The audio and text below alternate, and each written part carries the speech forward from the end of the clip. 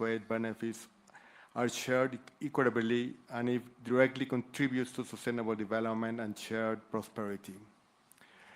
The multilateral trading system recognizes that when trade is fair, transparent, and properly regulated, it's a key driver of development and a tool for lifting millions out of poverty.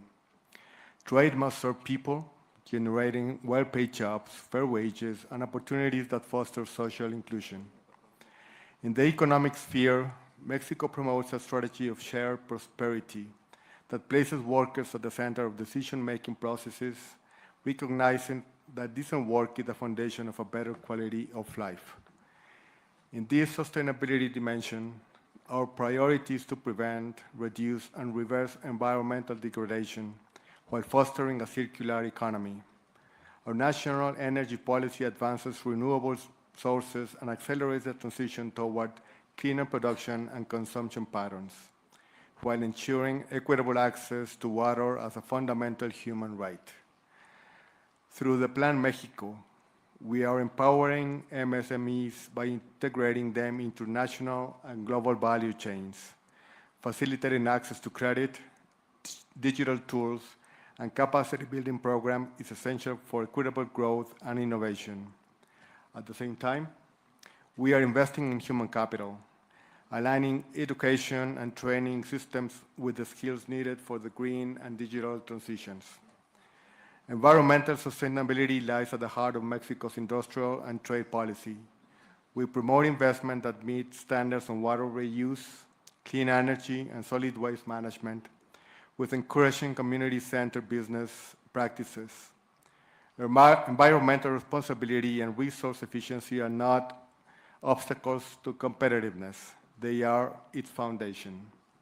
Moreover, ensuring debt sustainability, particularly in less developed countries and vulnerable economies in Africa and Latin America, will strengthen those nations and create a more resilient and sustainable international financial system, where the benefits of trade and cooperation can reach all populations. Mexico has supported instruments for debt treatment such as the Common Framework and the G20 Ministerial Declaration of Debt Sustainability. We have also developed a sustainable debt management strategy by using debt instruments under favorable conditions, including local currency and fixed interest rate bonds.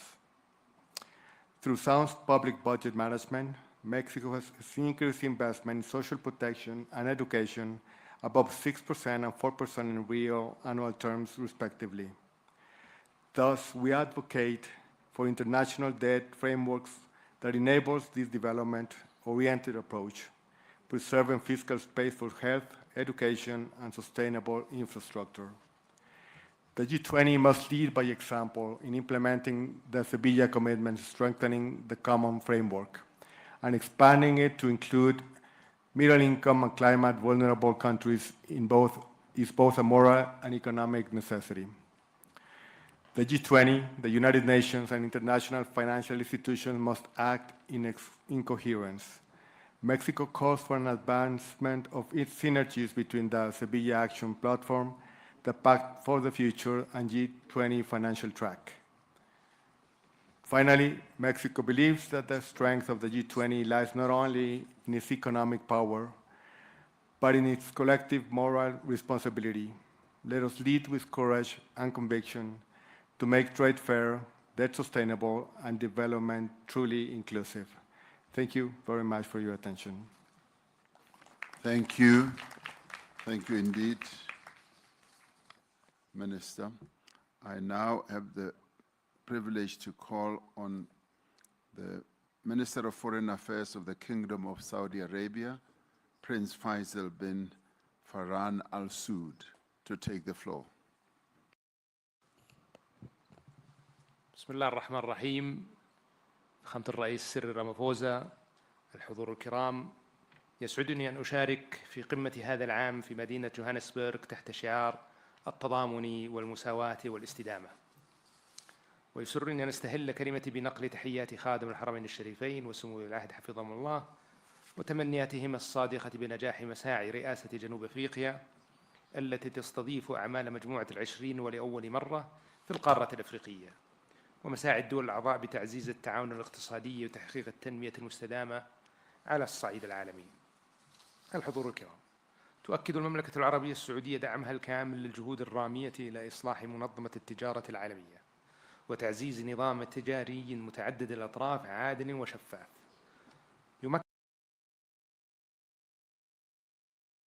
يمكن كافة الدول من الانخراط بفاعلية في الاقتصاد العالمي ويحقق العدالة بين الدول الأعضاء. وترى المملكة أن التجارة الدولية ليست مجرد أداة للنمو الاقتصادي، بل هي ركيزة أساسية لتحقيق التنمية الشاملة ووسيلة لتعزيز الاستقرار الاقتصادي العالمي وضمان استفادة الجميع من منافع النظام التجاري الدولي بشكل متوازن. وفي هذا السياق وانسجاماً مع مستهدفات رؤية السعودية 2030 تستمر المملكة بتطوير الأطر التنفيذية التي تشجع الاستثمار المسؤول في مختلف القطاعات بما في ذلك السياحة والتكنولوجيا والبنية التحتية المستدامة وتعزيز التصنيع المستدام من خلال تسخير الموارد المحلية وتعزيز فعاليتها وجذب الاستثمارات النوعية المتوافقة مع الأهداف التنمية المستدامة. كما تؤكد المملكة على أهمية موائمة جهود مجموعة العشرين مع أهداف التنمية المستدامة للعام 2030 لضمان تحقيق نمو اقتصادي شامل ومتوازن يعزز رفاه الشعوب ويحافظ على الموارد للأجيال القادمة. وترى المملكة أن التحديات العالمية بما في ذلك أعباء الديون على بعض الدول وأمن الغذاء والطاقة والتغيير المناخي والتحول الرقمي تتطلب تنسيقاً مستمر واتباع نهج متكامل يوازن بين التنمية الاقتصادية وحماية البيئة والاستقرار المالي. وفي هذا الإطار تشدد المملكة على ضرورة الحد من التدفقات المالية الغير مشروعة وتعزيز قدرة الدول على تسخير مواردها المحلية بكفاءة باعتبارها من العوامل الأساسية لتحقيق الاستقرار الاقتصادي وتمويل برامج التنمية المستدامة. كما تدعو إلى تعزيز التعاون الدولي لتبادل الخبرات وأفضل الممارسات في هذا المجال بما يسهم في بناء أنظمة مالية أكثر شفافية ومرونة. الحضور الكرام، لقد أثبتت السنوات الأخيرة أن التحديات التي تواجه عالمنا لا تعترف بالحدود وأن معالجتها تتطلب تضامناً دولياً صادقاً وتعاوناً متعدد الأطراف يقوم على المسؤولية المشتركة. فالعالم اليوم يواجه مستويات متزايدة من عدم المساواة واضطرابات اقتصادية عالمية تركت آثارها العميقة على حياة الملايين وأدت إلى التصاعد في حدة التوترات الإقليمية والدولية. هذه جميعها قضايا تهدد استقرار النظام الدولي برمته وتعرقل مسيرة التنمية المستدامة. وبالرغم من تلك التحديات وحالة عدم اليقين التي يشهدها الاقتصاد العالمي، فإن المملكة ماضية في العمل على بناء اقتصاد عالمي أكثر تكاملاً واستدامة من خلال شراكاتها الفاعلة على المستوى الدولي بما يضمن مستقبلاً مزدهراً وآمناً للأجيال القادمة. في الختام، تؤكد المملكة على أهمية دور دول مجموعة العشرين المشترك في قيادة الجهود الدولية لتعزيز التنسيق بين السياسات الاقتصادية العالمية والنمو المتوازن وتمكين الاستثمارات المستدامة وتطوير سياسات صناعية واقتصادية تدعم الاستقرار والازدهار للجميع وتساهم في حماية الدول الأكثر هشاشة من تداعيات الأزمات المالية والاقتصادية. والسلام عليكم ورحمة الله وبركاته.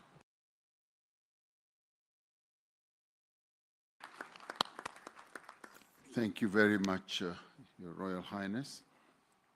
I now call upon, in the segment of members of the G20, the last speaker before we go to guest countries. I now call us upon the Deputy Chief of Staff of the Presidential Executive Office of the Russian Federation, Mr. Maxim Oreshkin.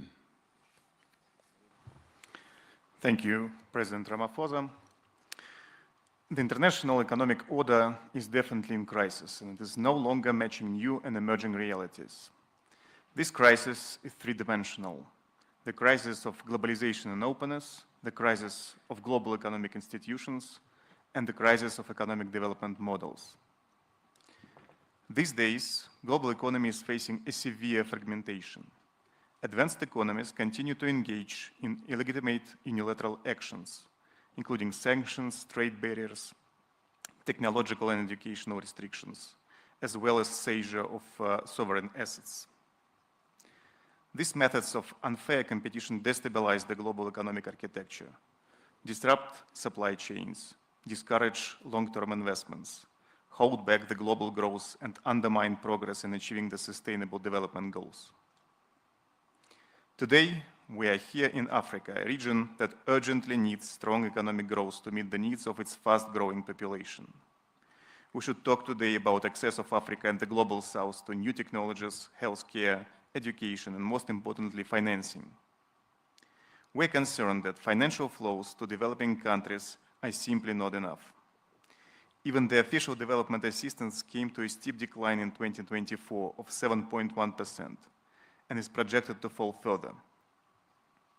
While Africa is in dire need of capital inflow, total net borrowings by G7 governments, according to the IMF data, will reach almost $3 trillion this year. By the way, it equals to total GDP of the whole African continent. Mounting sovereign debt of several G7 countries pushes them to the verge of fiscal collapse. Artificially inflated financial bubbles may trigger a knockdown to the global economy. If we look at the international financial institutions, they are currently deviating from development finance to military expenditures.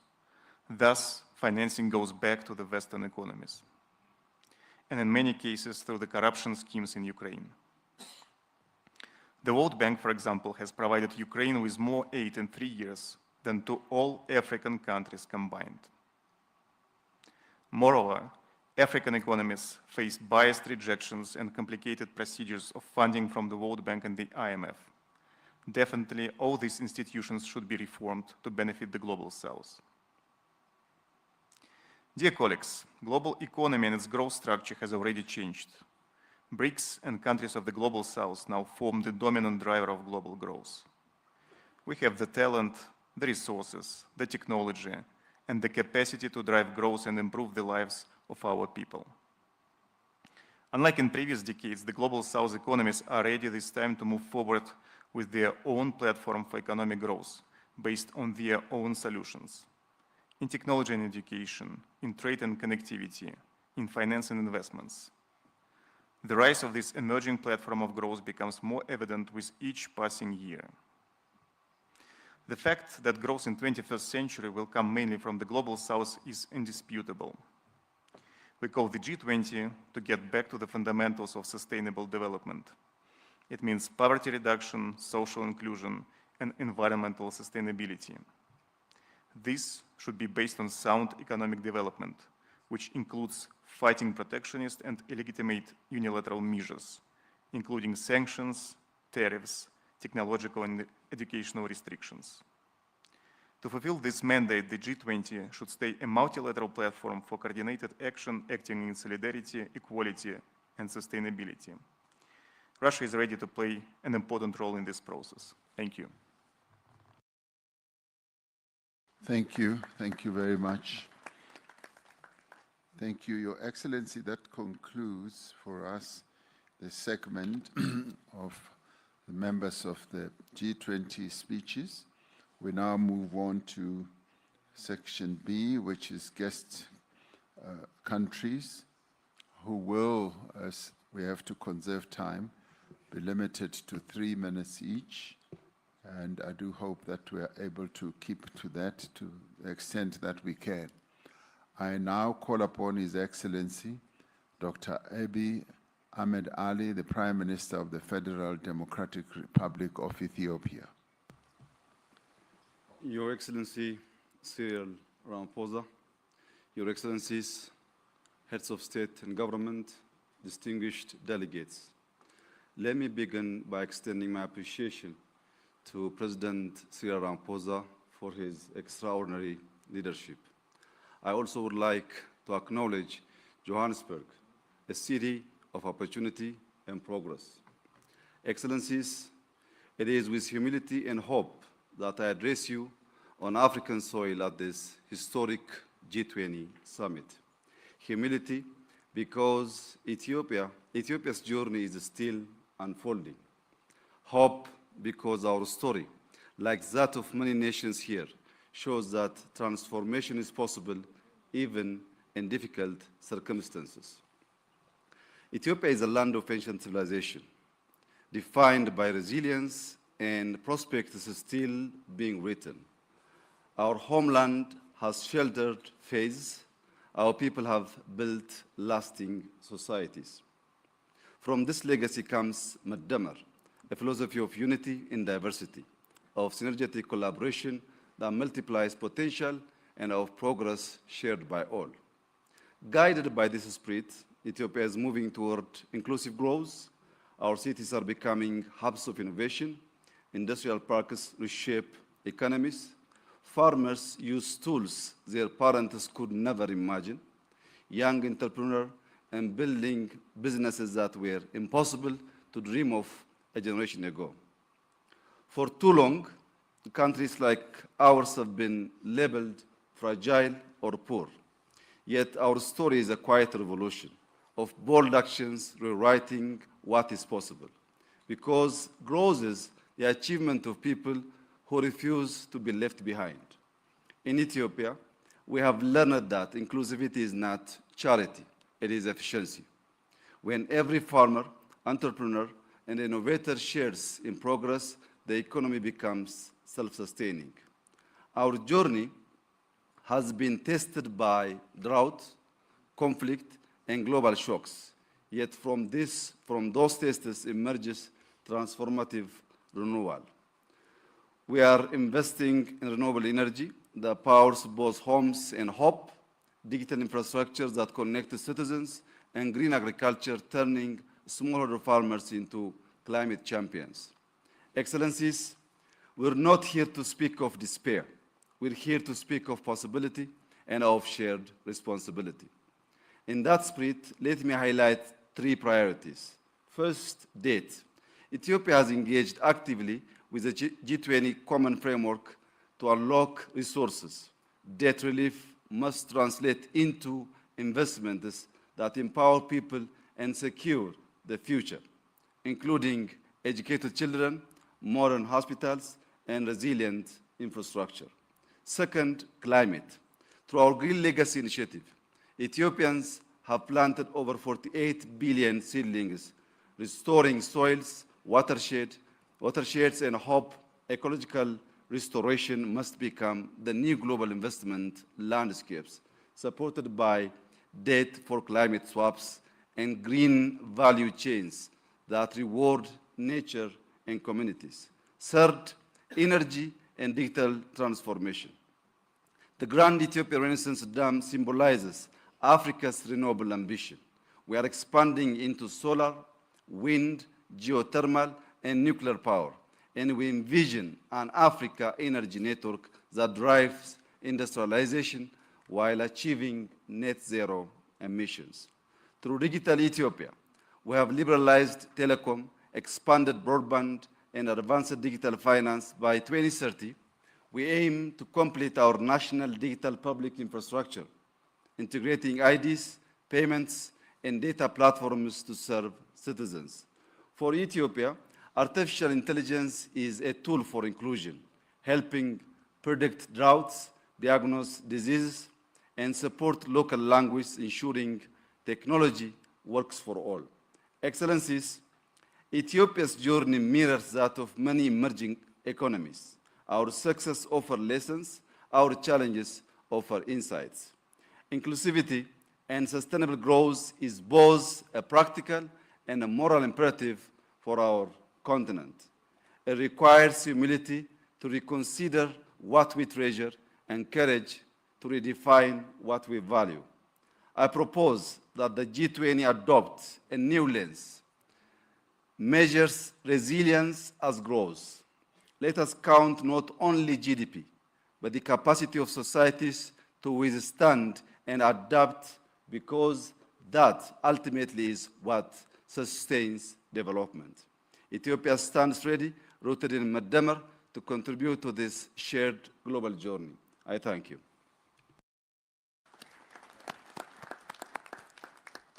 Thank you, Prime Minister Ahmed Ali. I now have the privilege to call upon His Excellency, Mr. Teodoro Obiang Nguema Basogo, the President of the Republic of Equatorial Guinea and the President of the Economic Community of Central African States to address us.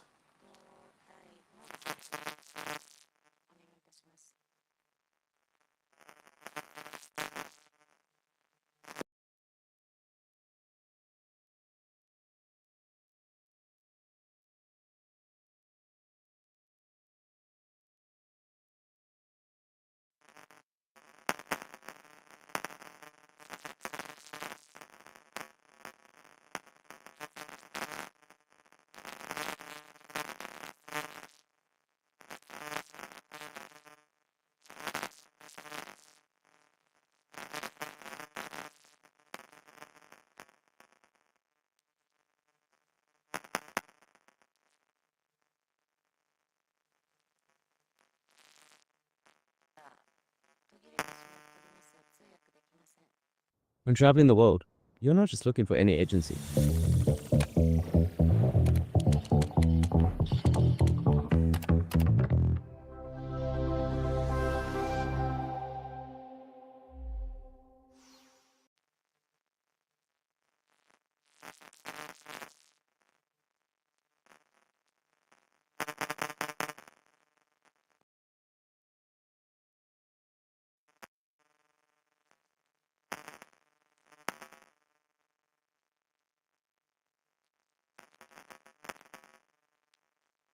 Okay, there seems to be a problem there which they will fix in a little while.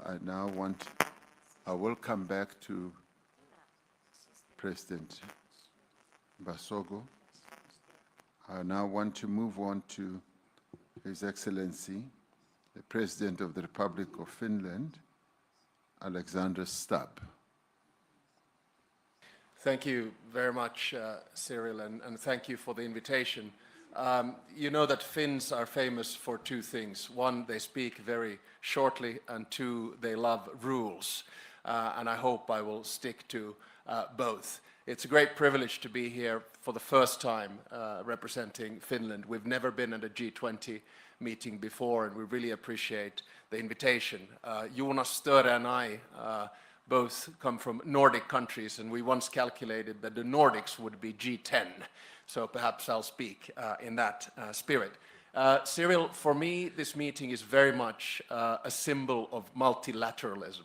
And what you are trying to do here is to bring a group of key countries together that have both demography and economy on their side.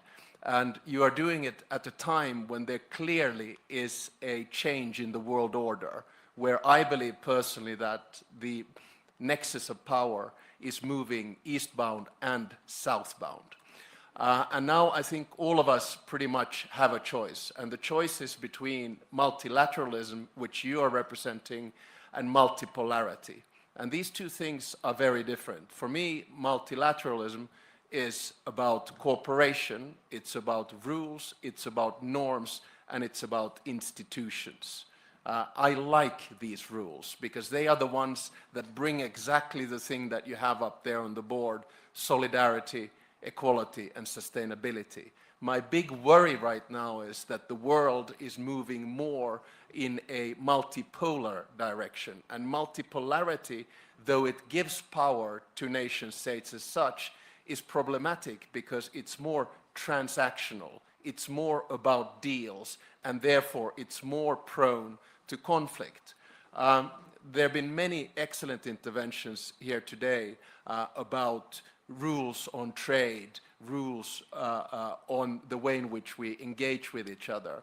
My biggest worry right now is that we are not seeing enough multilateralism in three key conflicts that have been raging around the world. One, Russia's war of aggression in Ukraine.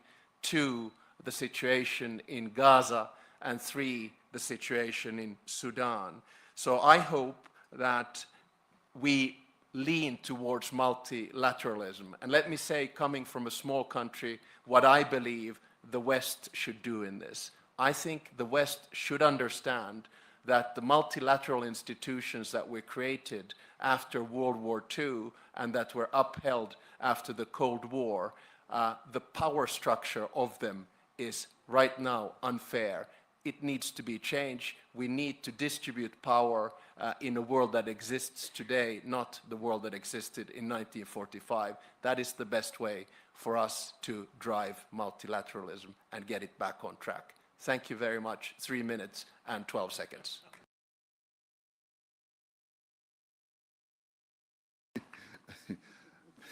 Thank you very much, President Stubb.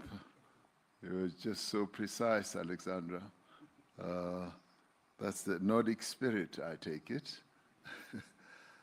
We now go back to His Excellency President Teodoro Obiang Nguema Mbasogo, President of the Equatorial Guinea. We apologize for your mic having not worked as it should have, but please go ahead.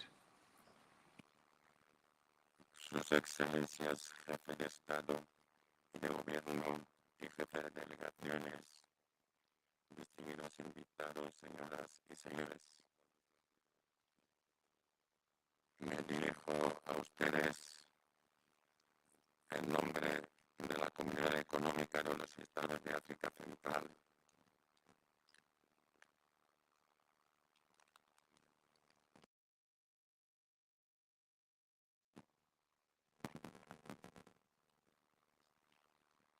There is still a problem for President Basogo.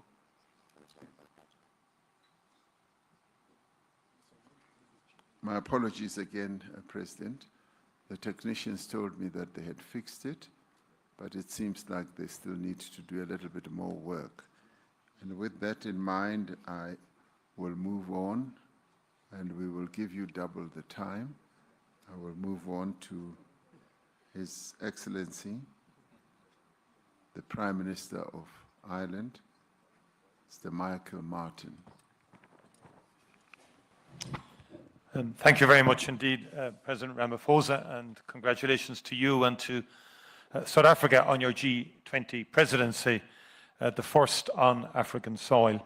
And your drive and commitment to using this important forum to tackle very important issues is deeply appreciated, and Ireland has been very honoured and privileged to have been in the position to work with you across all work streams over the past 12 months. Our world is ever more interconnected and interdependent, and working collaboratively is the best way we can serve our people.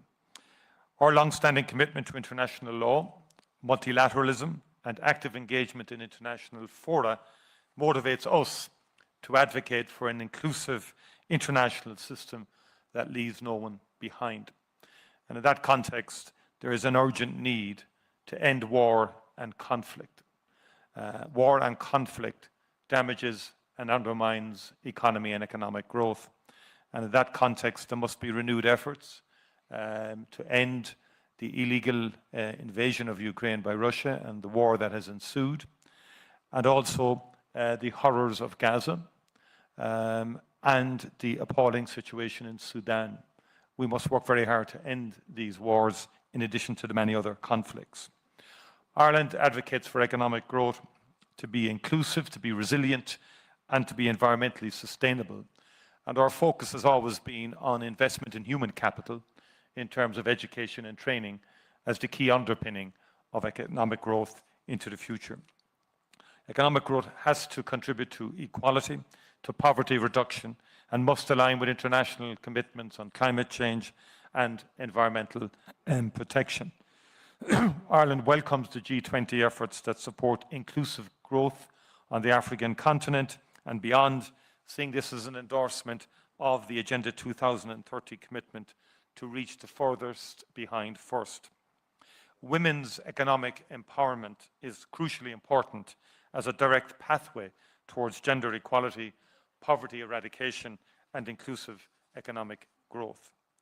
Ireland values policy interventions that support investment in local and regional value chains, which support quality jobs creation, raise living standards, and enhance resilience.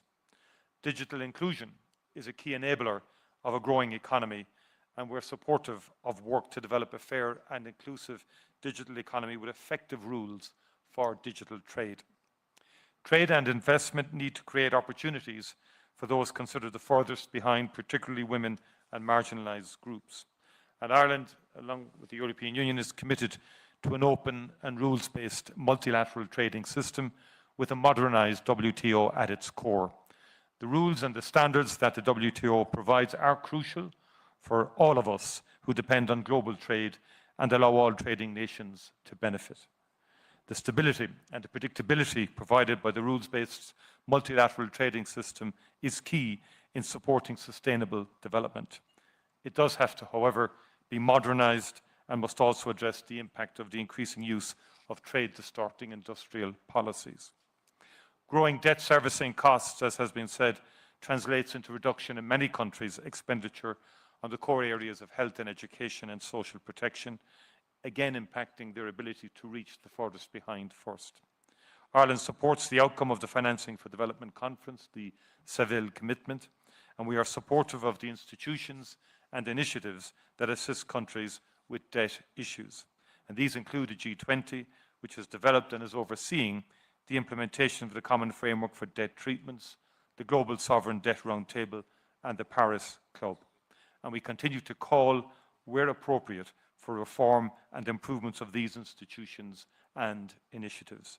These priorities have guided our active engagement in the G20 this year, and we support South Africa in this endeavour. Thank you very much indeed, President. Thank you.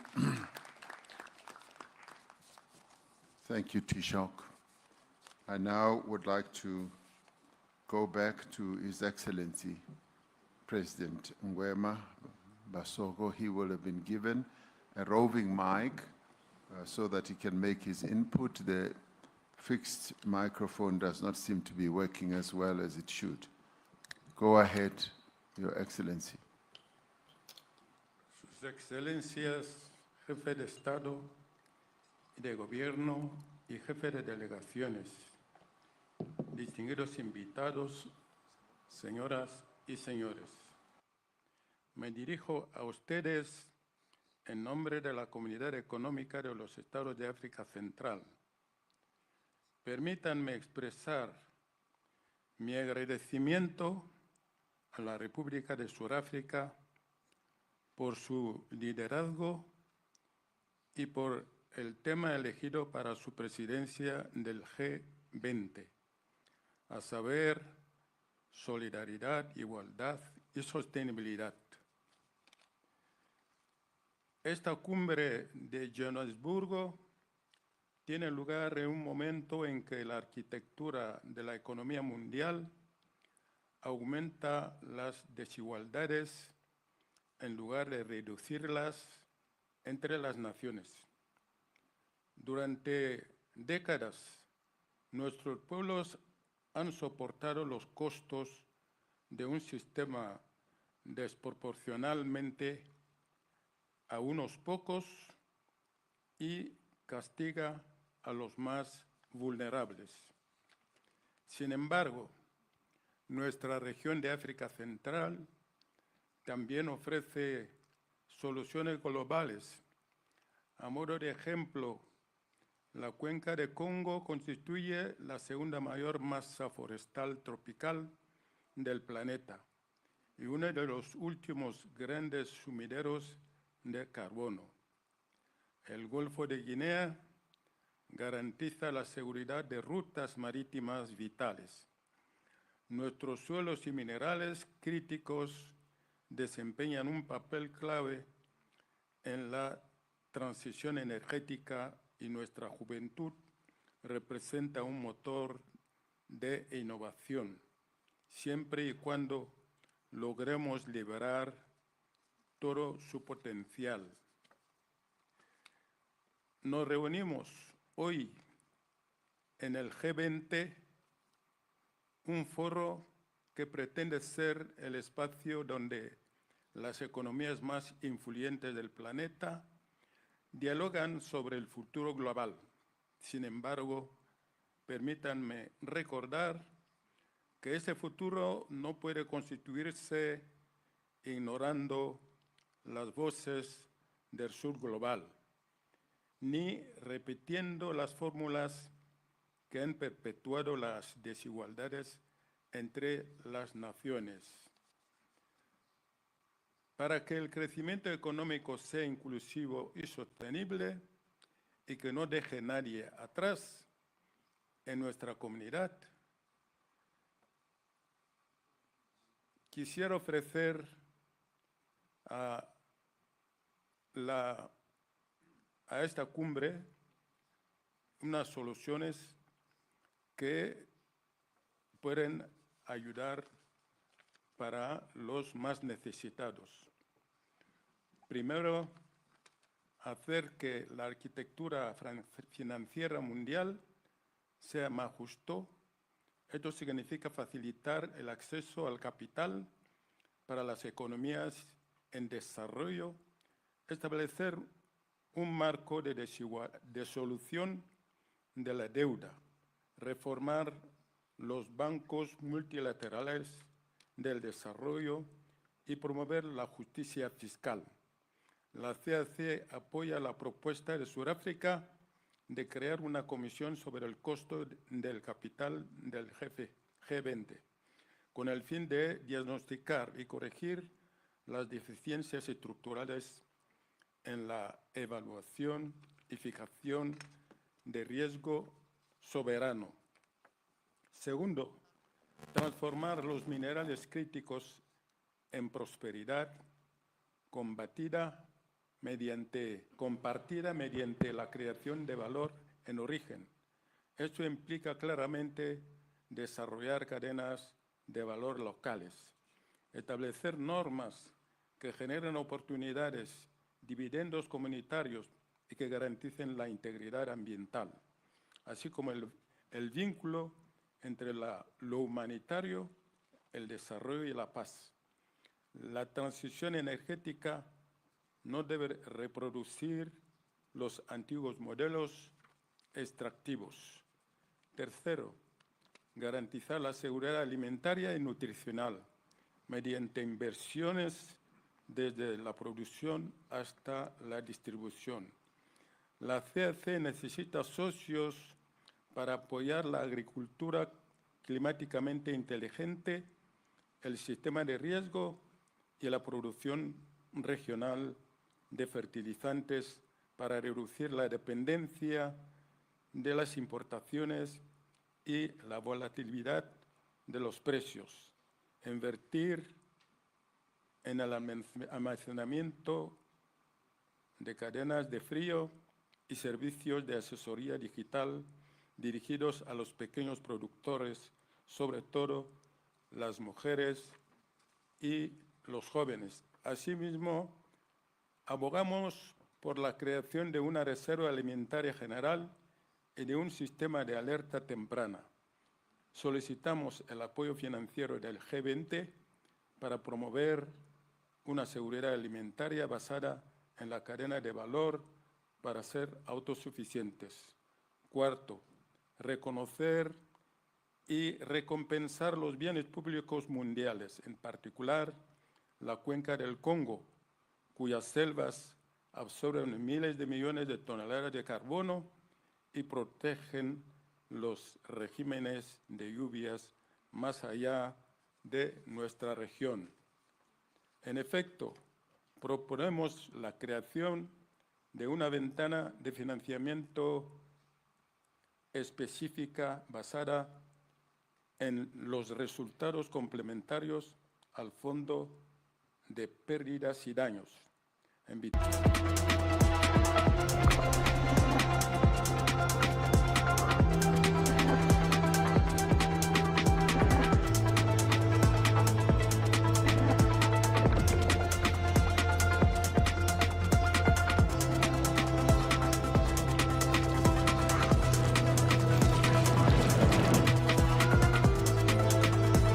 Artificial.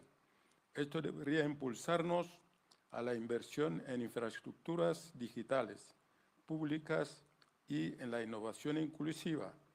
Proponemos, por tanto, establecer un mecanismo de G20 para ampliar el acceso a la conectividad y a lo conjunto de datos abiertos para la inteligencia artificial de interés público, priorizando las lenguas y los contextos del sur global.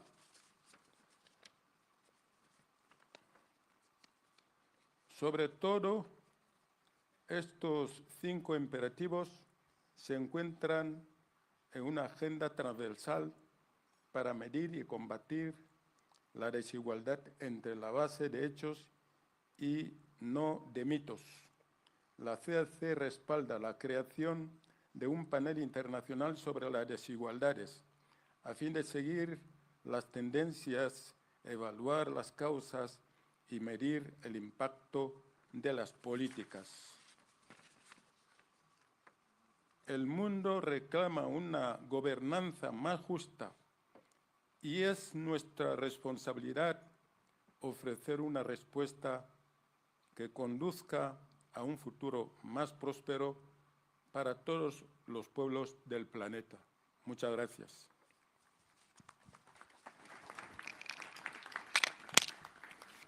Thank you very much, President Basago. I now would like to call upon the Prime Minister of Jamaica and the Chair of the Caribbean Community, CARICOM, Dr. Andrew Michael Holness, to take the floor. President Ramaphosa, thank you for the kind invitation to participate in this important meeting. Please accept our commendations on South Africa's presidency. Excellencies, Jamaica supports the global agenda to make economic growth not only strong and sustainable, but also inclusive and resilient. Jamaica's story is one of social partnership and sacrifice.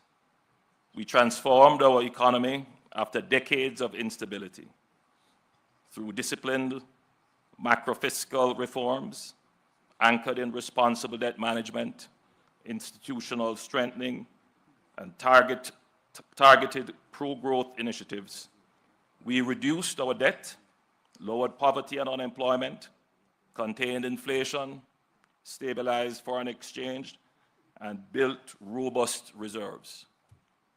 Now, our focus is on translating the dividends of sacrifice into investments in our people. Getting the policy mix right is both an economic and moral imperative. Yet, one external shock can undo years of progress. Hurricane Melissa, a Category 5 storm, has devastated 7 parishes. Its impact will negatively affect our debt trajectory, and the road ahead will be challenging. This is our reality today, but it is also the recurring story of vulnerability told by small island developing states in CARICOM and indeed across the world. Global partnership will be essential to our recovery. The G20 commitment in 2021 to recycle SDR allocations led to the creation of the IMF Resilience and Sustainability Trust. This facility provides developing countries with relatively low-cost financing and longer maturities. We urge the G20 to preserve and strengthen this mechanism. We also call for innovative, flexible financing solutions, such as thematic bonds for climate adaptation and blended finance structures to support resilient infrastructure designed to meet the unique needs of climate-vulnerable economies. Jamaica further calls on the G20 to advance a rules-based, equitable, global trading framework that enhances predictability, flexibility, and resilience for small economies. This should include expanding access to targeted financing and risk insurance instruments tailored to the needs of SIDS, supporting technological upgrading and productive capacity enhancement, integrating multidimensional vulnerability indices into eligibility and financing terms across IFIs and climate funds, so countries can invest in resilience without compromising fiscal stability, establishing a loss and damage financing window with clear rules-based triggers for timely and predictable support, advancing a global skills and trade compact for SIDS to strengthen human capital competitiveness and inclusive growth. Excellencies, through these actions, the G20 can ensure that global trade and financial systems become more than engines of growth. They can become forces for shared prosperity, resilience, and sustainability, leaving no nation behind.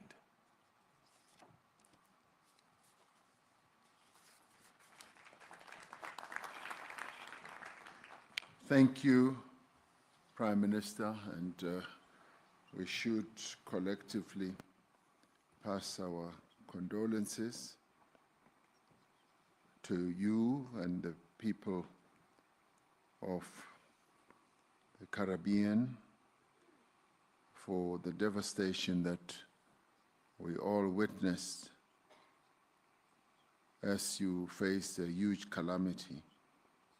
We thank you for your steadfastness, and we thank you, and please pass on our greetings to people of the Caribbean. We now call upon His Excellency, the Prime Minister of Malaysia, the Chair of the Association of Southeast Asian Nations, ASEAN, Mr. Anwar bin Ibrahim. I thank President Cyril Ramaphosa for his leadership and for South Africa for inviting Malaysia and as ASEAN chair to this summit. We meet in a country and continent that has endured the most dehumanizing aspect of apartheid and colonization. The expectations from countries in the South is for G20 to pursue an agenda that is just and fair, to be unequivocal on our resolve to end the atrocities and colonization in Gaza, and the civil strife in the Sudan, and achieve an amicable resolution to the war in Ukraine. Malaysia has worked with our Asian neighbors in particular to manage political conflicts, tariff shocks, supply chain pressures, and rapid technological change. We have found that when policies are aligned and rules are predictable, shocks pass through with less damage. The lesson is clear. Resilience comes from common preparedness, not isolation. This lesson matters because the next disruption will likely to be harder to burden. Artificial intelligence will recognize labor markets at a pace our institutions will struggle to match. Without early investment in transitions, workers, especially the young and women, will face these shifts alone. We have seen the consequences before when societies were unprepared for globalization, poor governance, grinding poverty, endemic corruption, resulting in stagnant wages, eroding trust, and the rise of politics that feed on grievance. With AI, destabilization becomes a real risk if countries enter this transition unprepared. This will be one of the defining challenges of our times. Countries, of course, must equip their people, especially the young, for the speed of technological change. Opportunities for training and credible safety nets are essential. Small and medium-sized firms, which carry much of the employment burden, will need support. Global resilience cannot be built on fiscal exhaustion. Many developing economies now spend more on servicing debt than on education and investment. Countries need the capacity to invest ahead of disruption, not after. multilateral development, banks must be ready to deploy more quickly and work closely with countries to support the investments and build resilience. We are ready to work with all partners to meet this common challenge and to help sustain an open, predictable global economy that gives our people a fair chance to thrive. Thank you again.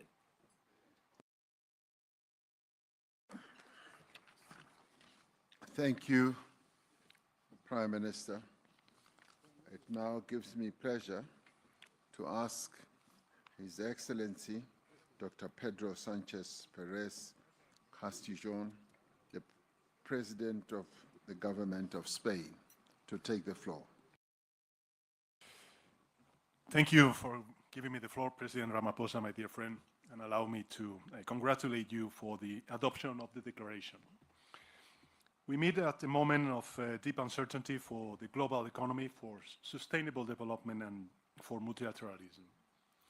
Earlier this week, a Spanish think tank reported that more than 22 million people could die all over the world by 2030 due to cuts in official development assistance. Those figures are truly horrifying and only one example of the tragic, real-world consequences of the trends we are witnessing. Yet, as we have also seen this year, when we choose cooperation over fragmentation, progress is possible. The fourth International Conference on Financing for Development held in Spain was a powerful reminder of that. There, countries endorsed the Compromiso de Sevilla and launched the Seville Platform for Action with more than 100 concrete initiatives to implement our joint commitments. Not just words and wishes, but tangible actions that will make a real difference on the ground. Among them, there are 3 initiatives led by Spain that respond to one of the great challenges of our time: debt sustainability. They are the Global Hub for Debt Swaps, the Debt Post-Close Alliance, and the Sevilla Forum on Debt. These are 3 very pragmatic tools born out of real-world constraints that can really help rebuild trust in international cooperation and solve the burden of debt in developing countries. But financing alone is not enough. Trade disruptions, fragmentation of supply chains, and rising protectionism are eroding the foundation of global growth, and they need to be urgently tackled. Let me be clear, tariffs are not a weapon, they are a barrier. Yes, industrial overcapacity and unfair competitions are real challenges, both for advanced and developing countries, but responding to them with tariffs leads only to collective defeat. This is why it is more urgent than ever to strengthen the multilateral trading system, restore the central role of the World Trade Organization, and update it for the world we live in. Inequality must also be at the center of our agenda. The Stiglitz report, commissioned under South Africa's G20 presidency, has delivered a stark warning. We face an inequality emergency just as severe and systemic as the climate emergency. Extreme concentration of wealth undermines growth, corrodes democratic institutions, and fuels polarization. Addressing this requires fair international taxation. The progress the G20 has achieved on global tax reform cannot be allowed to unravel. We need tax rules fit for the 21st century. Colleagues, allow me to finish with a reminder. Inclusive and sustainable development is impossible without peace. We must stand by the principles of the UN Charter, everyone, everywhere, at all times, be it in Ukraine or in Palestine. This means defending sovereignty, independence, and territorial integrity, and ensuring strict compliance with international humanitarian law. Without peace, without respect for multilateral rules, our efforts on trade, development, and inequality won't succeed. Spain remains committed to working with all of you to ensure that the G20 strengthens cooperation, protects the most vulnerable, and leaves no one behind. And I thank you.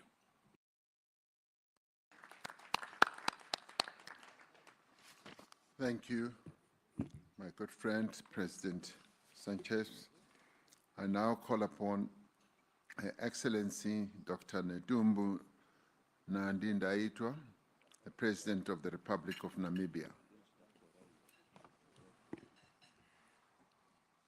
Thank you, Your Excellencies. Namibia thank and congratulate Your Excellency President Ramaphosa, the government and the people of South Africa for bringing G20 to Africa, placing Africa's concern in the agenda of the summit, and for the kind invitation extended to my country.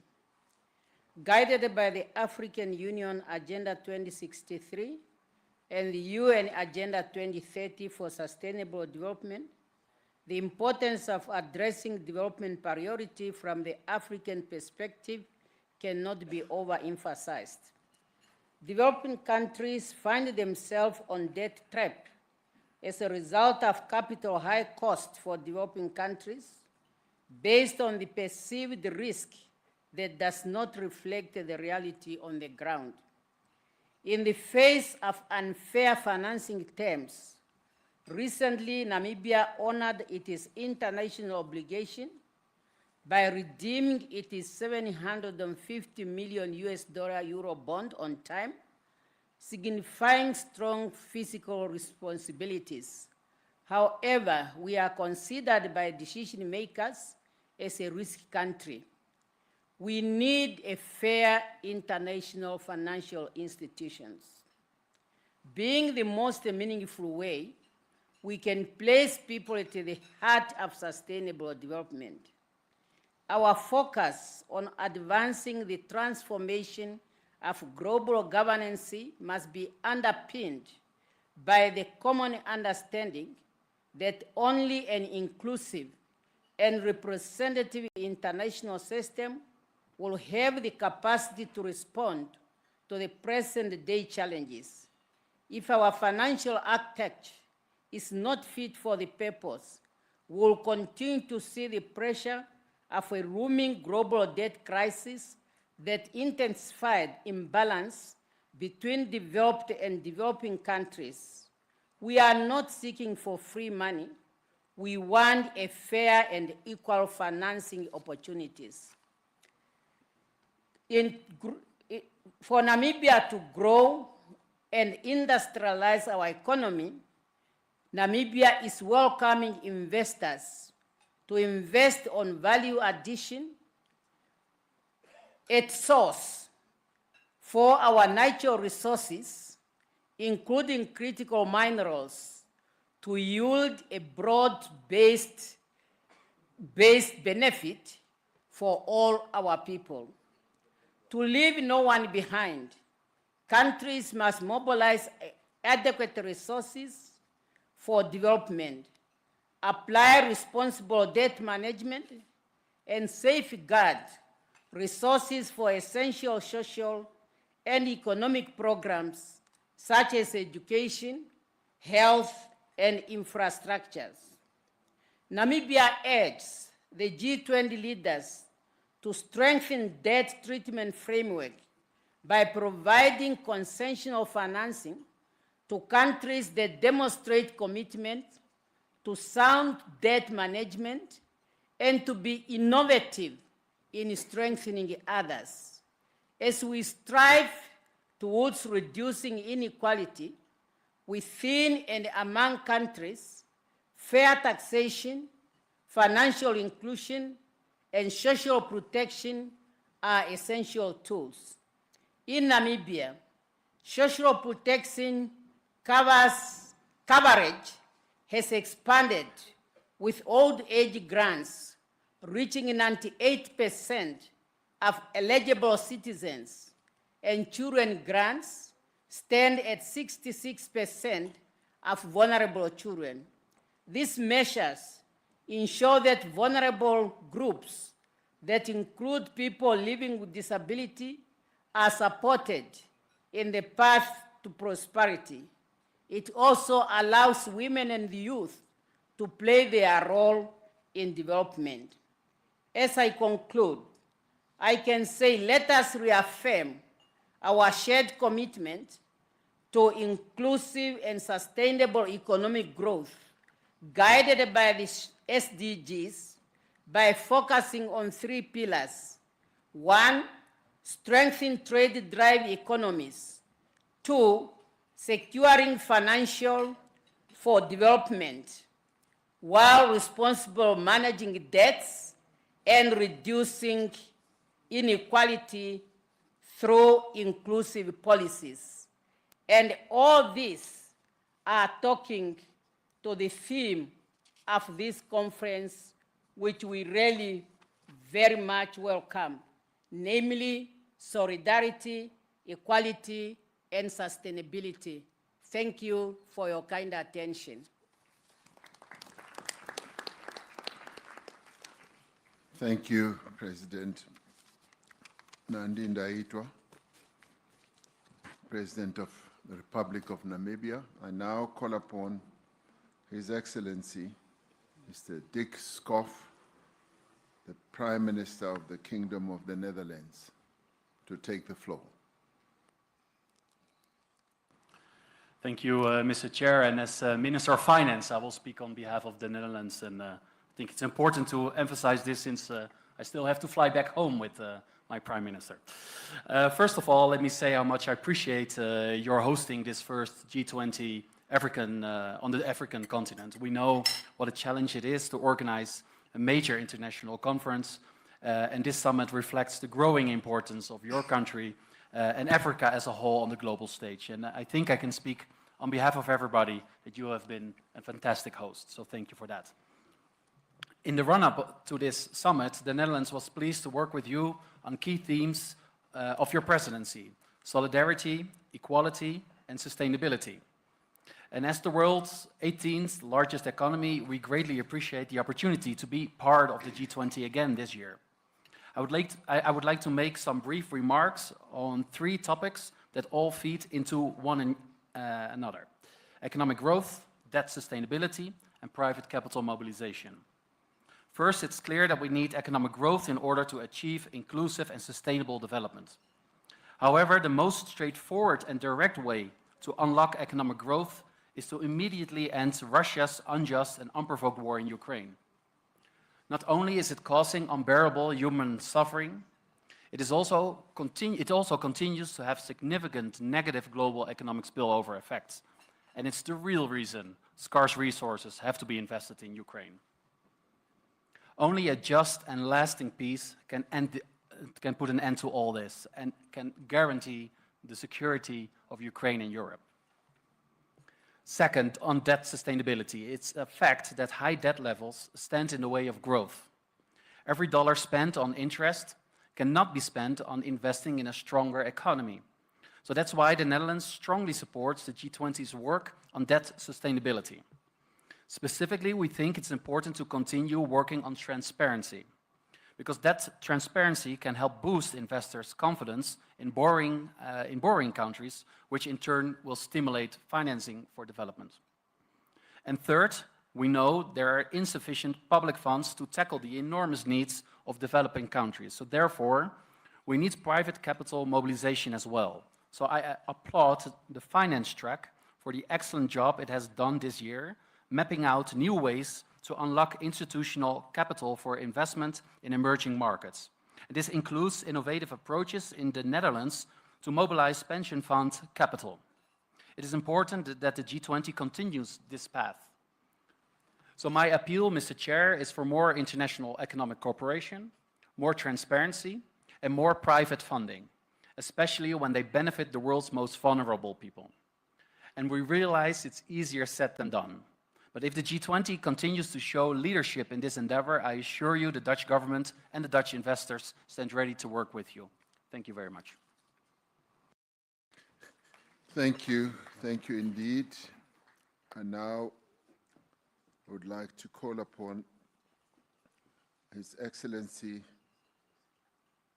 the Prime Minister of the Kingdom of Norway, Mr. Jonas Støre, to take the floor. Thank you very much. I'm his Chief of Staff and will speak on his behalf. Dear President Ramaphosa, it has been a privilege for Norway to be an invited country during South Africa's G20 presidency. And it's also an honor to attend this first G20 summit here in Africa. under the able leadership of you, President Ramaphosa. I commend South Africa for placing a special emphasis on the issue of inequality.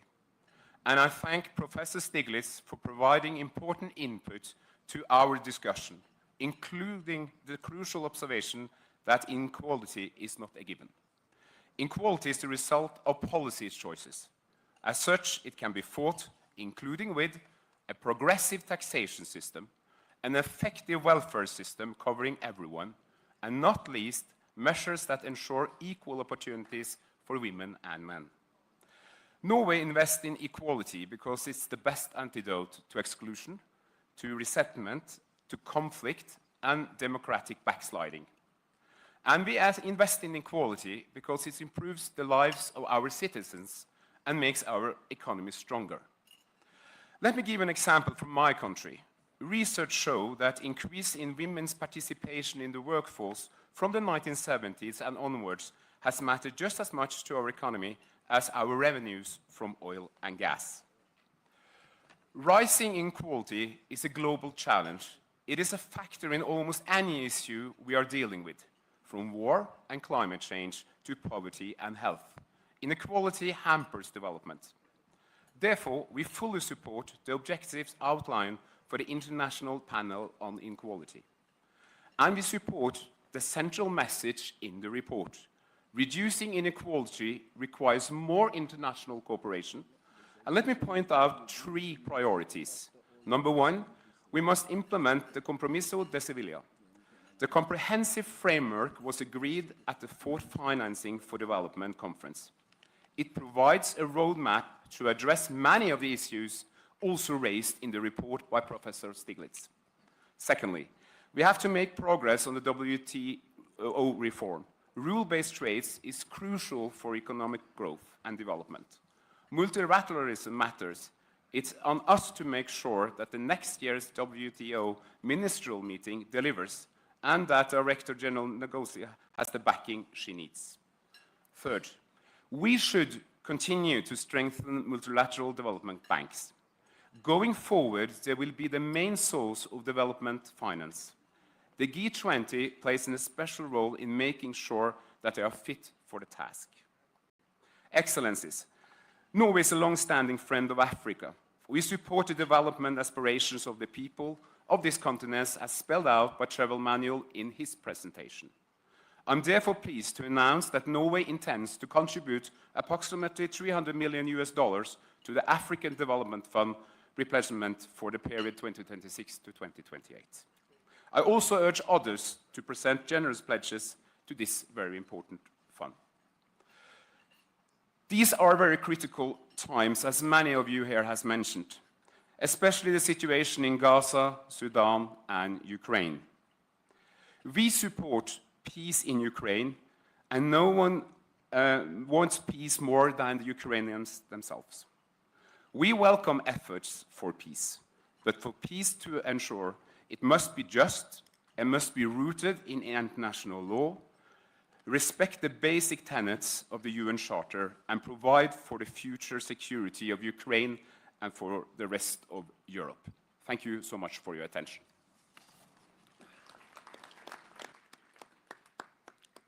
Thank you for the contribution. We always are grateful for contributions that are made for the development of our continent. So please pass on our gratitude. We now go ahead. My work is easy because I use ClickUp. Here's how I keep track of all my tasks. I start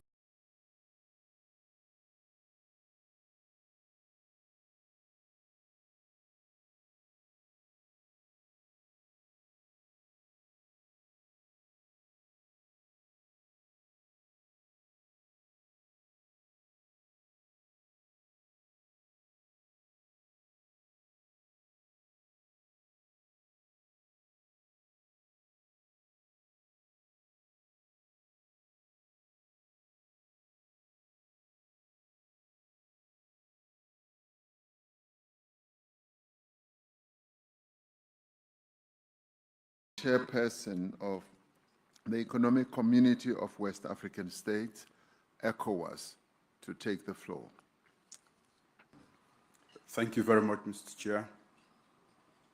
Your Excellencies, distinguished leaders, ladies and gentlemen, I want to start by congratulating our host for being a great host, especially for the warmth and hospitality that he has extended to us.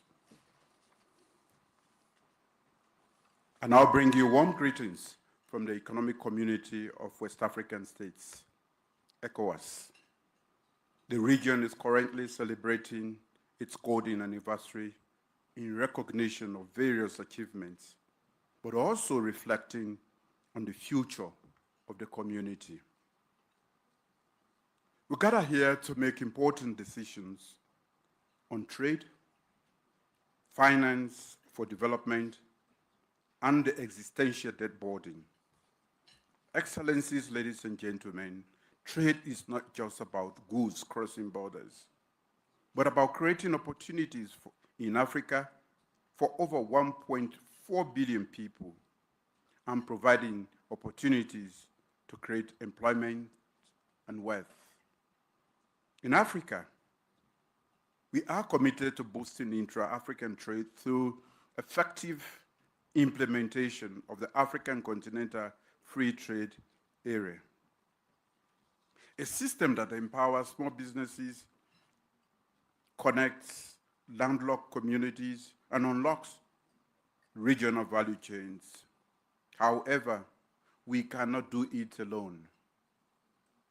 We call on G20 to, 1, reform global trade rules to ensure fair access for African exports. 2, invest in trade facilitation, digital corridors, and green logistics. 3, support the full implementation of FTAs, such as the AfCFTA, especially for the effective participation of women and youth entrepreneurs. Excellencies, ladies and gentlemen, development finance must move from charity to strategy. Africa does not lack ambition, but affordable capital. The cost of borrowing for many of our countries is up to 8 times higher for advanced countries. We urge G20 to, 1, scale up concessional finance and blended instruments for climate resilience, digital infrastructure, and urban transformation. 2, empower national and subnational institutions with direct access to global capital markets. 3, champion innovative tools like diaspora bonds,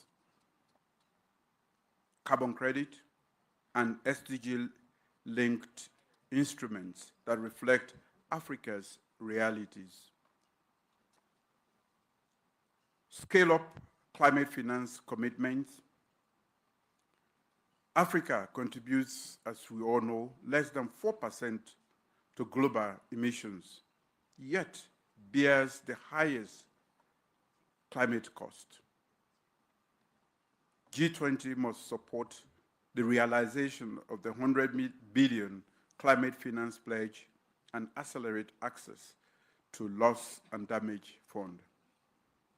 To advance global peace and security, the G20 must lead the effort to redress the issues of increasing global poverty, economic inequality, and justice, which feeds global security challenges. G20 must work to evolve a more peaceful world in which prosperity and advancement for all is a global goal. Excellencies, ladies and gentlemen, today over 20 African countries face high risk of debt distress, not necessarily due to reckless borrowing, but because we borrow in a structurally unjust system. The cost of borrowing and servicing for many African countries is prohibitively high, thereby diverting funds from crucial sectors such as health, education, and infrastructure, as has been alluded to by many already. The G20's common framework must evolve. We need, one, timely, transparent, and equitable debt restructuring across all creditor classes, intercreditor burden sharing and binding timelines, access to concessional finance and capital on fairer terms, a new debt climate development compact that links relief to resilience, addressing issues like illicit financial flows, profit shifting, and marginalization in global value chains is crucial for long-term solutions. We offer the following recommendations. We propose the establishment of a task force on trade and finance for structural transformation. 2, we call on multilateral development banks to create dedicated credit lines for regional and urban development. We urge the summit to adopt a multi-pronged approach on fiscal space, financial innovation, and institutional capacity as the foundation of a new global economic architecture. And finally, we call for a recommitment to the multilateral trading system that we are used to. Thank you. Thank you, President Mahadabio. Your Excellencies, I'd like to announce that we will be taking a family photo in about half an hour, in 30 minutes, when we have finished the guest country speakers list, which we will finish shortly. Thereafter, we will take a family photo and stretch our legs before we come to listen to the inputs from international organizations. I now call upon His Excellency, Prime Minister and Minister of Finance of the Republic of Singapore, Mr. Lawrence Wong, to take the floor. Thank you, President Ramaphosa. Excellencies, I start by thanking President Ramaphosa and the South African government for the excellent arrangements and for inviting Singapore to this historic G20 summit, the first time on African soil. The agenda today is on growth, and growth can only be sustained in a stable global environment. For decades, the rules-based multilateral system anchored by the WTO provided this stability. But the system is now under severe strain. One reason is that the system has been optimized for efficiency in a different era, and it has not caught up with the realities of today's world, realities like digital trade, as well as the fact that interdependencies are increasingly being seen as vulnerabilities and are open to being weaponized or used as leverage in moments of dispute. Understandably, countries are taking actions to protect themselves and to prioritize resilience and security. Yet, if every nation goes its own way, the global system will unravel even more quickly. And when that happens, everyone will be worse off. And the heaviest burden will fall on the developing nations. So we do need to reform and update the global system to ensure it addresses the strategic realities of our time. First, we must recommit to the core foundations which remain relevant today, and that means upholding international law and the norms and practices that guide state behavior. That is critical to continued peace and stability in the world. Second, we must reform the current system, be it the WTO or other global institutions. We cannot be paralyzed by old ways of doing things. We all have to get behind the urgent reforms that are needed in the WTO so that it becomes more effective and outcome-oriented. We should complement the WTO with flexible multilateral approaches And that's why Singapore supports minilaterals and plurilaterals, which can serve as important pathfinders towards updating global rules. Third, we should build new partnerships. And as several colleagues have talked about just now, we are making progress with partnerships and dialogues between the CPTPP and ASEAN, as well as the CPTPP and the EU. In fact, 2 days ago, ministers came together and had a very productive trade and investment dialogue covering issues like trade and investment facilitation, digital trade, and supply chain resilience.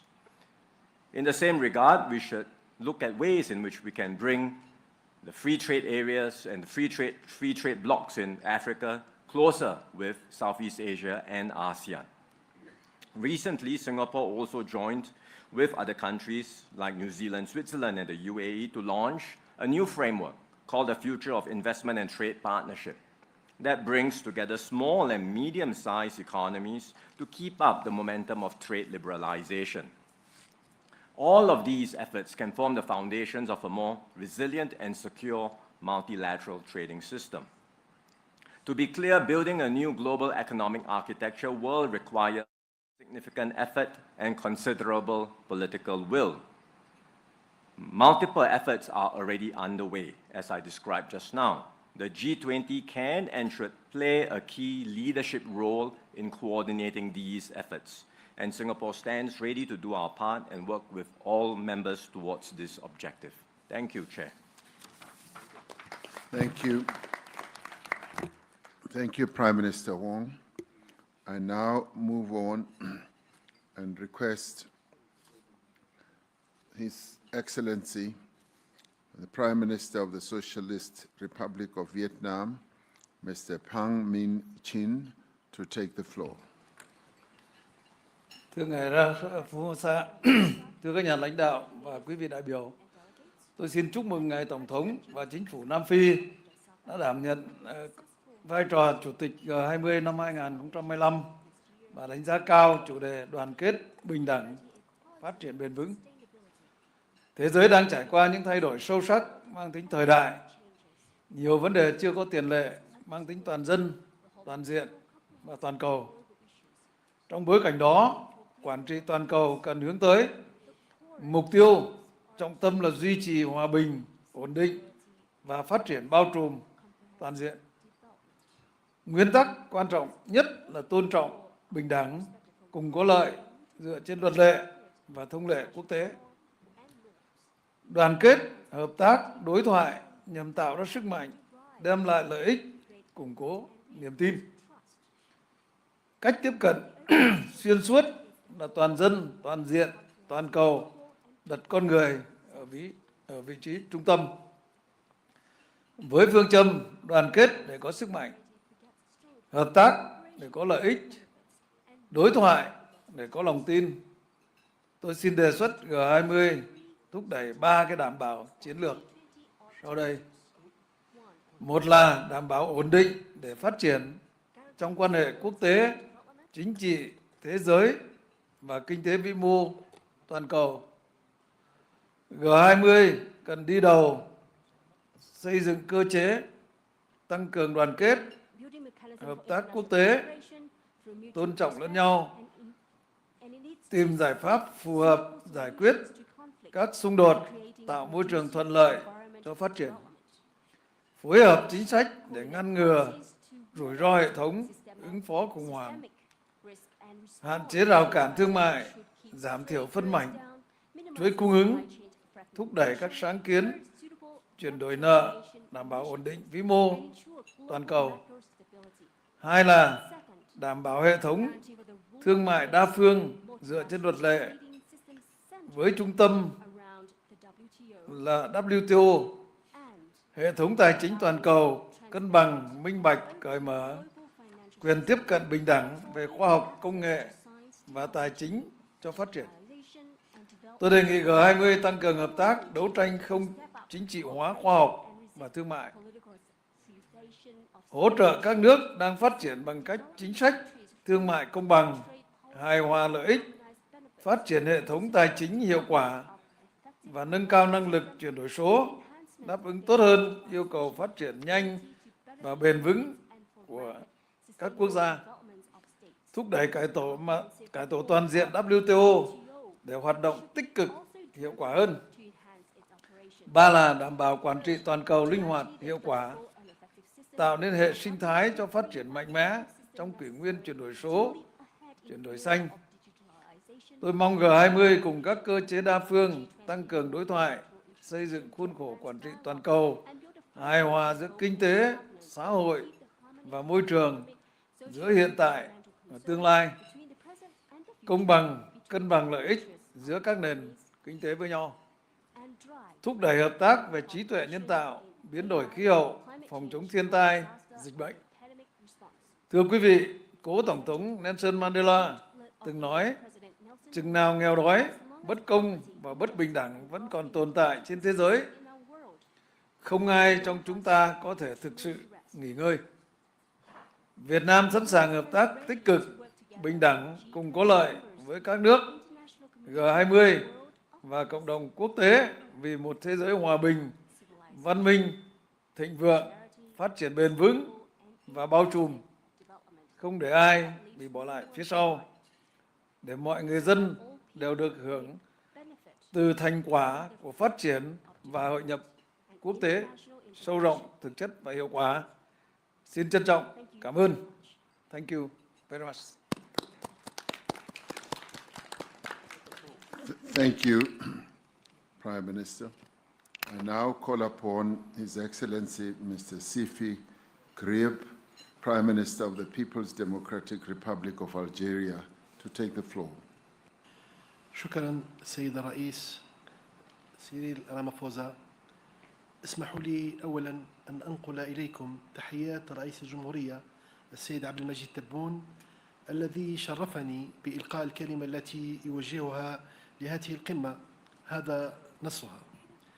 فخامة الرئيس سيريل رامافوزا رئيس جمهورية جنوب أفريقيا، أصحاب الفخامة رؤساء الدول والحكومات، السيدات والسادة الحضور الكريم، يسعدني بداية أن أعرب عن خالص شكري لفخامة الرئيس سيريل رامافوزا على دعوته الكريمة لبلدي للمشاركة في هذه القمة الهامة التي نفخر بانعقادها لأول مرة في أرض إفريقية، مشيدا عاليا بالأولويات والمواضيع المقترحة خلال جلساتها، بما يعكس إدراكا ووعيا كبيرين بحجم التحديات المعقدة التي تواجه عالمنا اليوم على الصعيدين السياسي الاقتصادي، وتؤثر أيما تأثير على التجانس العالمي إن لم يتم التكفل بها بشكل جدي جماعي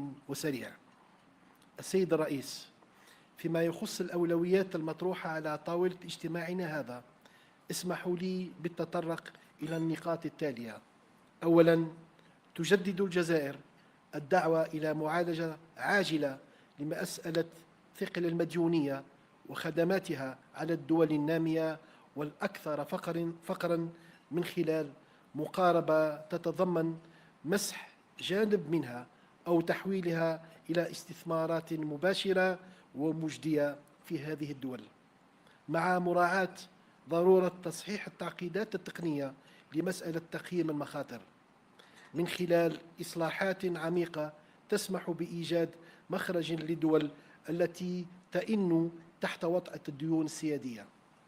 ثانياً، تضم الجزائر صوتها إلى أصوات الدول الداعية إلى إصلاح المنظمات المالية الدولية ضمن مقاربة حوكمة اقتصادية ومالية راشدة من خلال مراجعة آليات اتخاذ القرار بشكل يضمن تمثيلاً عادلاً ومنصفاً وشفافاً للدول النامية والقارة الإفريقية في هيئات تسيير هذه المؤسسات. ثالثاً، إن الجزائر التي ما فتئت ترافع من أجل تعبئة التمويلات الدولية وحشد الموارد لدعم الجهود العالمية لتمكين الدول النامية والدول الأكثر فقراً من وسائل وتكنولوجيات الانتقال نحو استعمال الطاقة الخضراء، تدعو من هذا المنبر إلى تجسيد شراكات ثنائية ودولية في هذا المجال. رابعاً، تؤيد الجزائر جميع المبادرات الرامية إلى الرفع من حجم التمويلات المخصصة للوقاية من المخاطر الكبرى والاستجابة السريعة للكوارث، وتدعو إلى حث المؤسسات المالية والبنوك الدولية للتفكير في آلية تمويل تفعل في حال ما إذا طلبت إحدى البلدان المتضررة ذلك. سيد الرئيس، لقد شهد العالم قرابة عامين متتاليين الجرائم الشنعاء التي ارتكبت في حق الشعب الفلسطيني الأعزل، وعاين حجم الدمار الذي خلفته هذه الحرب الهمجية، الأمر الذي يدفعنا للإعراب عن أملنا في أن تبادر دول مجموعة العشرين بإطلاق تعبئة عامة قصد بناء غد أفضل للشعب الفلسطيني، مؤكدا التزام بلادي بإعلان انضمامها إلى كل خطوة قد تتخذها بهذا الصدد. أشكركم على حسن الإصغاء.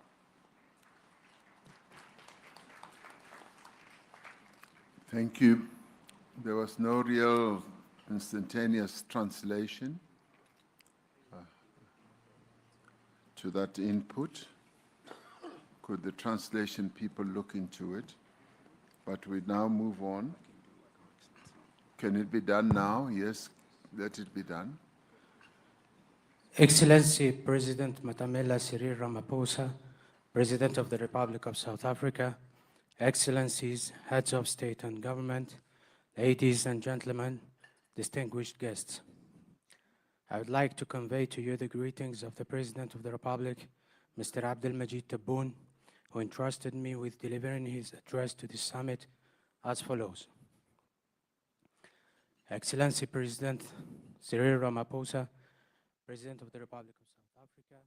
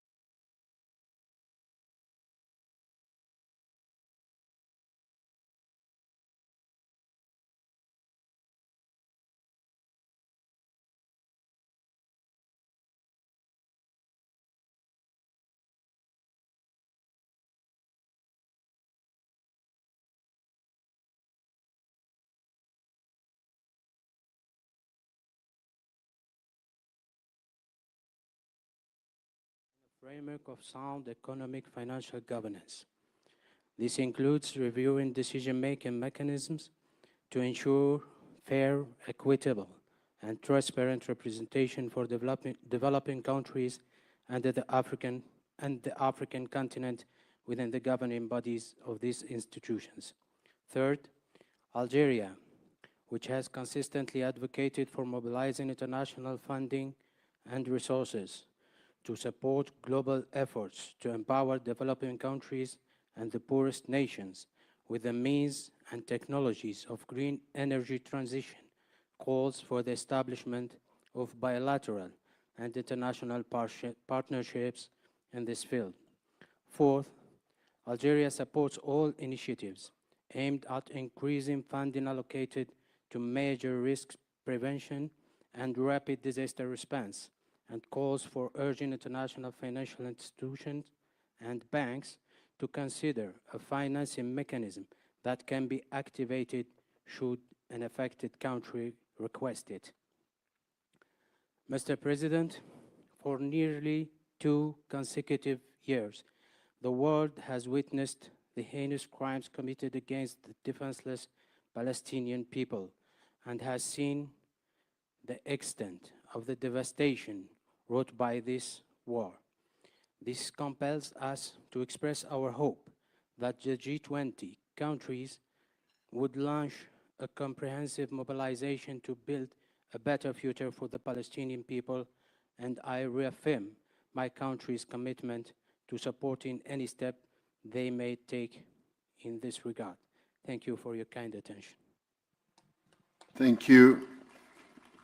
I'd now like to call upon the Prime Minister of the Arab Republic of Egypt, Dr. Mustafa Medboli, to take the floor.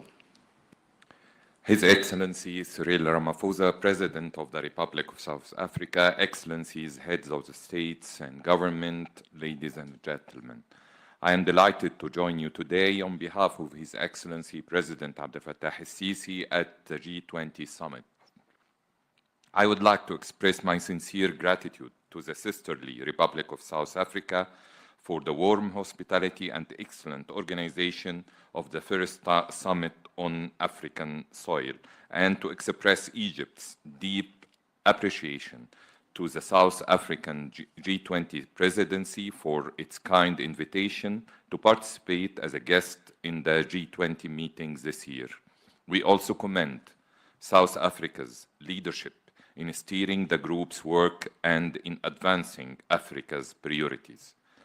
In a world faced by unprecedented global challenges, the G20 has a critical role in addressing the main global economic challenges, including the reform of the international financial architecture to ensure that it is responsive to the developmental needs of developing countries.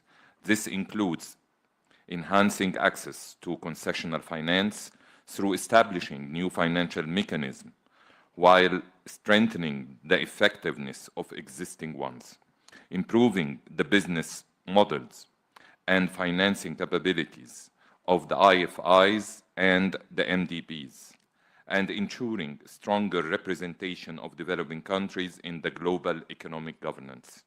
It is also imperative to reform the complicated global debt landscape by establishing new mechanisms for managing debt in a comprehensive and sustainable manner in low-income and middle-income countries. We also aspire to reinvigorate the global commitment of multilateralism, including the rule-based multilateral trading system with the WTO at its core, to promote trade as engine of sustainable development and inclusive growth. Excellencies, peace and development are strongly interlinked. The Sharm el-Sheikh Peace Summit that ended the war in Gaza paved the way for a more stable, peaceful, and prosperous Middle East. We welcome the adoption of the Security Council resolution on Gaza Strip on November 17th, and we stress the urgent need to start the implementation of the second phase of President Trump's plan to deal with the humanitarian catastrophe in Gaza through providing the necessary humanitarian assistance and to embark on the early recovery and reconstruction of the Strip without delay, while working at the same time on a final settlement of the Palestinian question based on the two-state solution. Egypt will host an international conference on the early recovery and reconstruction in Gaza, and I invite your countries to participate in it. In conclusion, I look forward to achieving constructive outcomes out of this summit to fulfill the aspiration of our peoples for a better world. Thank you very much. Thank you, Prime Minister. I now would like to request the Vice President of the Federal Republic of Nigeria, Vice President Kashim Shettima, to take the floor and address us. Mr. President, Heads of State and Government, Excellencies, let me at the outset express appreciation to His Excellency President Matameta Cyril Ramaphosa for the warm reception in this beautiful city of Johannesburg. May I further use this opportunity to congratulate him on the successes of the South Africa G20 presidency, including his purposeful leadership in steering the affairs of the group in a number of processes and negotiations which will culminate in a leaders' declaration. Nigeria, as one of the invited guest countries of this year's G20 summit, commends the concerted efforts of the group in mobilizing action towards accelerated attainment of inclusive sustainable growth, where financing for development is guaranteed and no one or country is left behind. The theme of the session 1 of the Leaders Summit, inclusive and sustainable economic growth, leaving no one behind, building our economies, the role of trade, financing for development, and the debt burden is apt and speaks to the challenges of developing countries. The current multilateral framework do not adequately reflect the realities of today's world. Many developing nations continue to face systematic barriers to economic growth, trade, and financial inclusivity.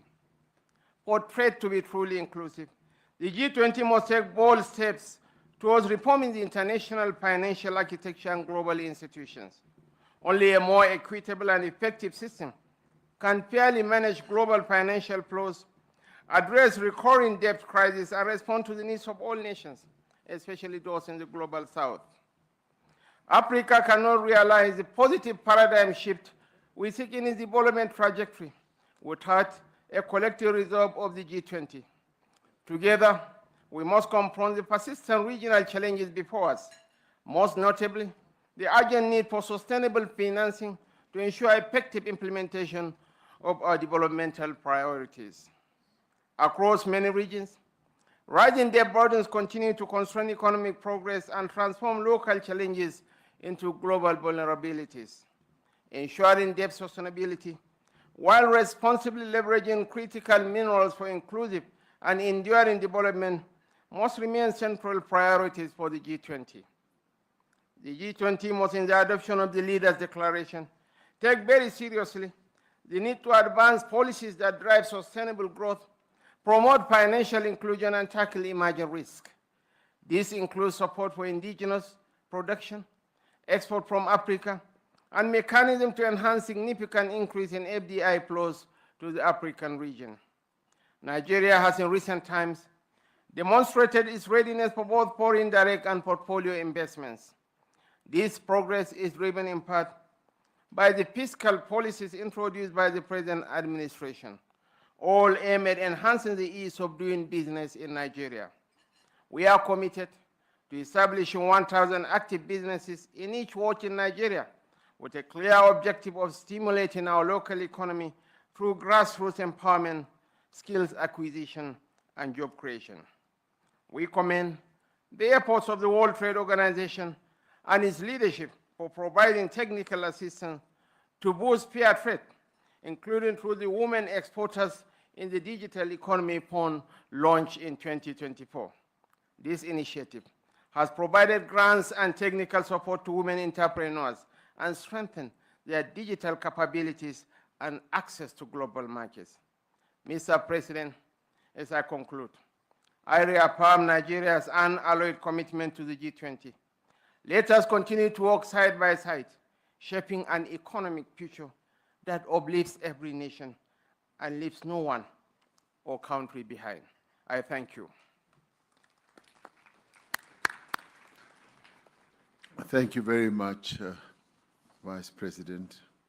I now ask His Excellency, the Vice President of the Republic of Zimbabwe, His Excellency Constantino Chiwenga, to take the floor. Your Excellency President Matamela Cyril Ramaphosa, Your Excellencies, Zimbabwe joins others to thank the presidents of South Africa's G20 chair. Excellencies, Zimbabwe appreciates the opportunity to engage with the G20 as we collectively chart a trajectory towards inclusive and sustainable economic growth. Over the past few years, our global economies have faced multiple shocks and geopolitical tensions that have disrupted global supply chains. Our shared vision should therefore be one of building resilient and innovative economies that deliver prosperity for all. In Zimbabwe, our national strategy is firmly aligned with the 2030 Agenda and the African Union's Agenda 2063. Our focus is on one, value addition industrialization by moving up global value chain, and two, human capital development by creating decent jobs, empowering youth and women, strengthening and formalizing SMEs as essential drivers for inclusive growth. And three, structural reforms by enhancing the ease of doing business, including the use of artificial intelligence, strengthening governance and improving transparency across value chains. And four, climate resilience, accelerating investments in renewable energy, decarbonization, climate adaptation, and water security to safeguard our development trajectory from systematic shocks. Excellencies, the G20 must reinforce a fair and transparent multilateral trading system under the World Trade Organization. Equally, critical is addressing the major challenge of assessing affordable and sustainable finance. We welcome efforts to reform the international financial system and propose recapitalization of multilateral development banks to expand concessional and climate finance.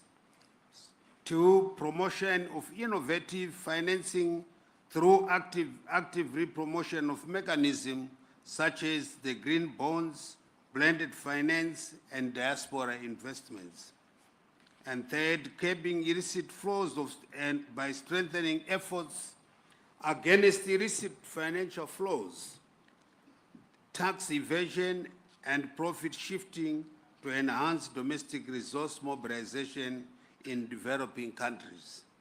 The growing debt burden continues to constrain development. Many nations are forced to choose between servicing debt and funding essential social services. We urgently need a comprehensive and equitable debt resolution approach. We encourage innovative solutions such as debt for climate, debt for development swaps. These measures are crucial to restoring debt sustainability while supporting long-term growth and resilience. Furthermore, the G20 Common Framework for Debt Treatments requires significant strengthening. In view of this, Zimbabwe seeks inclusion and active participation in an improved G20 Common Framework for the debt treatment process. We are ready to engage constructively to that end. The journey for inclusive and sustainable growth demands political will and an unwavering commitment to equitable development. Let us reaffirm our collective commitment to building a stronger, fairer, greener, and more humane global economy that truly leaves no one behind. I thank you.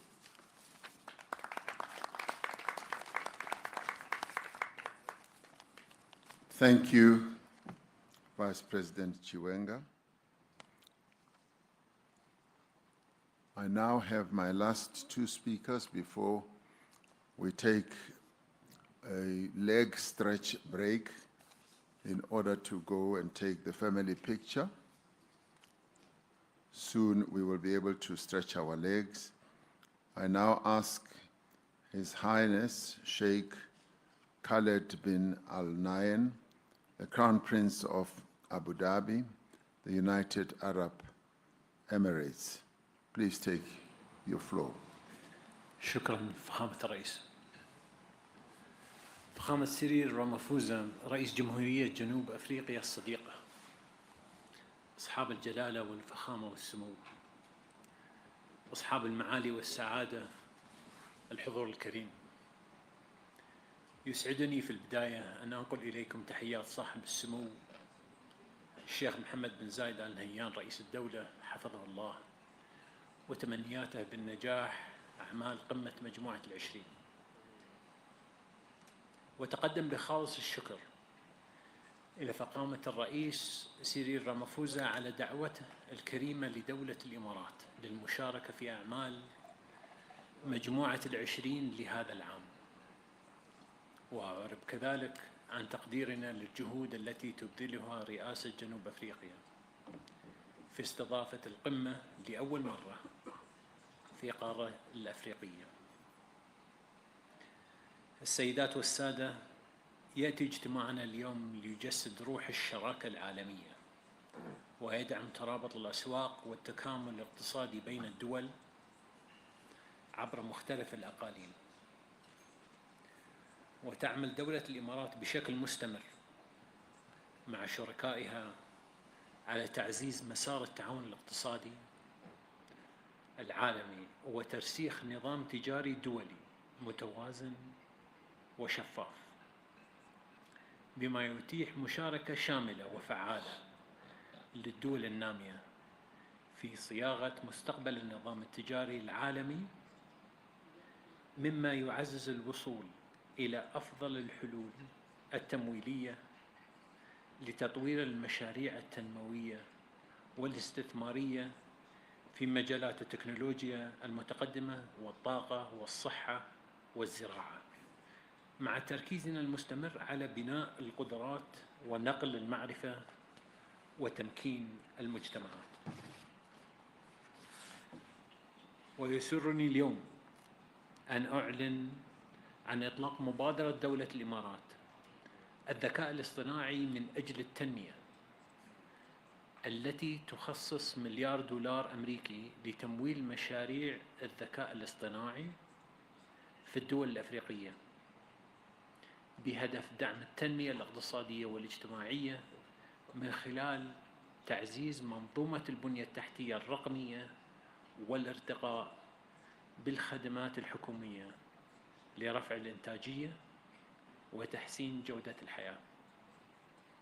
الحضور الكريم، نجدد اليوم تأكيد التزام دولة الإمارات العربية المتحدة بالعمل مع جميع شركائها في مجموعة العشرين لترسيخ مسيرة التنمية والازدهار في العالم أجمع.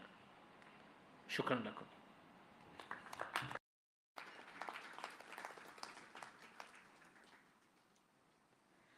Thank you, Your Highness.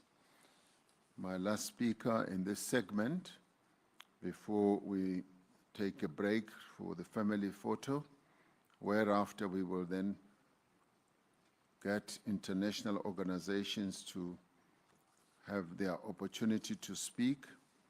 I now ask His Excellency Mr. Lee Kinyanjao, the Minister of Investment, Trade and Industry in the Republic of Kenya, who are also chairpersons of the East African Community.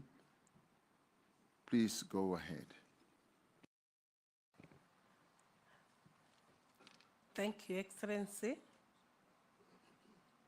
I talk on behalf of His Excellency Lee Kinyanjui, the Minister of Trade and Industry. I wish to take this opportunity to thank you for the invitation and the warm reception So His Excellency President Cyril Ramaphosa, President of the Republic of South Africa and Chair of G20, Excellencies, Heads of State and Government, distinguished guests, ladies and gentlemen, we wish to record our profound appreciation to the South African Presidency of the G20 for its diligent stewardship and unwavering commitment to advancing a more equitable global economic order. We acknowledge the indispensable role that the G20 continues to play in addressing the deep-seated structural constraints confronting developing economies. This summit presents an excellent opportunity for us to examine the current state of play in the global economy as we devise the best trajectory towards achieving sustainable, inclusive, and transformative development. In this regard, we wish to express our support for the call to reform the international financial architecture so that it may deliver more substantial, more accessible, and more equitable development financing. As regions, we confirm our readiness to collaborate closely with all the relevant partners to ensure that the East African Community region and the common market for East and Southern Africa and the African continent as a whole are not merely